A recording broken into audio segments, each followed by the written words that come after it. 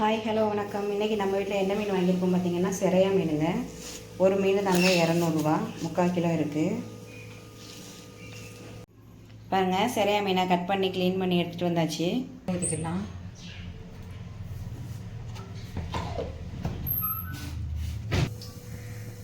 வெங்காயம் செவந்துருச்சு. வெங்காயம் சேர்த்துக்கலாம்.